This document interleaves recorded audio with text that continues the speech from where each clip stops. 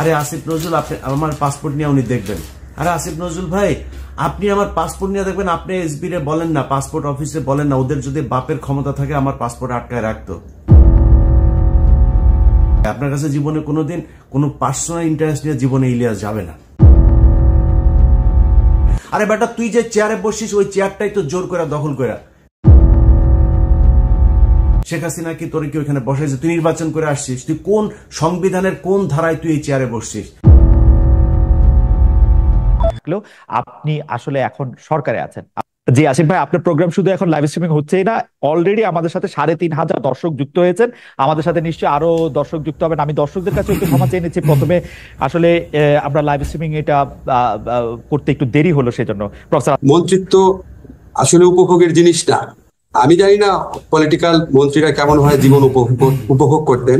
আমার কাছে মনে হয় যে আমার যে একটা মুক্ত স্বাধীন জীবন ছিল, পৃথিবীতে আমার সবচেয়ে প্রিয় শব্দ হচ্ছে স্বাধীনতা।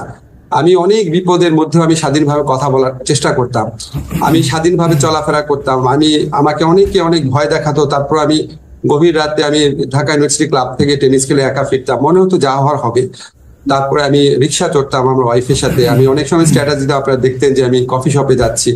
এখন আমাকে অনেক কিছু বিবেচনা করে চলতে হয়, আমাকে অনেক অনেক বেশি কাজ করতে হয়, অনেক বেশি। এবং খালেদ, সবচেয়ে অসহনীয় যেটা এমনও হয় যে ধরেন আমি হয়তো 4-5 ঘন্টা জাস্ট একটা চেয়ারে বসে কাজ করছি, বা 3 ঘন্টা কন্টিনিউয়াস মানুষের কথা শুনছি। আমার জীবনে এগুলি খুব নতুন অভিজ্ঞতা এবং একদমই আনন্দদায়ক না। তবে একটা আনন্দই শুধু আছে, যখন কিছু করতে পারি, একটা মানুষেরও যদি উপকার করতে পারি, একটা ভালো সিদ্ধান্ত যদি নিতে পারি, তখন ভালো লাগে। এই আনন্দের সাথে কোনো কিছু তুলনা হয় না। এখন দায়িত্ববোধটা অনেক বেশি, স্বাধীনতা কম, উপভোগ কম।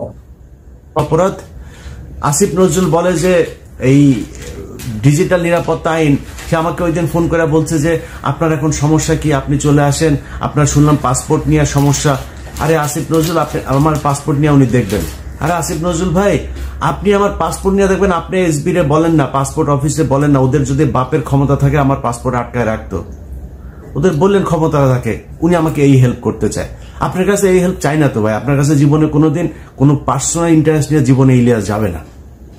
কিন্তু আপনি এই যে আলেমরা এখন পর্যন্ত আটকে আছে, ডিজিটাল সিকিউরিটি অ্যাক্টে অনেক আলেম আটক আছে, আপনার সেখানে ভূমিকা কি? আপনার পদক্ষেপ কি? আসলে কি কিছু নেওয়া হচ্ছে? কিছুই নেওয়া হচ্ছে না।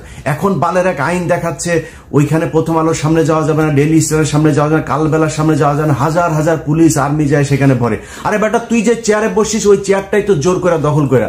শেখ হাসিনা কি তোর কি ওইখানে বসাইছে? তুই নির্বাচন করে আসছিস, তুই কোন সংবিধানের কোন ধারায় তুই এই চেয়ারে বসছিস? তুই এখন আইন দেখাস। এই দেশ বিপ্লবের মধ্যে আছে, বিপ্লব করে আদায় করতে হবে। গতকালকে সাইফুল ইসলাম আলিফকে সেখানে খুন করা হইলো, গোয়েন্দা সংস্থা কি বাল ফালাইছে সেই জায়গায়। এই যে 33 আপনার ডিভিশনের যে জিওসি, এই যে এখন জাহাঙ্গীর আলম ডিজিএফ এর চিফ, তার এখন তার কাজ কি? সে কি করছে? আসামিরা বাংলাদেশের ভেতরে এখন পর্যন্ত আছে, সে ধরছে না কেন? হত্যা মামলার আসামিরা ঘুরে বেড়ায়, তাদেরকে ধরা হয় না। কাজ কি আর্মির, সেনাবাহিনীর, গোয়েন্দা সংস্থার কাজটা কি? সাইফুল ইসলাম যে বের হলে ওকে মারবে জানে না? সামনেই তো ওরা ত্রিশূল নিয়ে দাঁড়ায় ছিল। এই খবর সেনাবাহিনীর কাছে ছিল না, মানলেন না কেন? পিনাকি যায় সেটা মারাইছে তাইলে।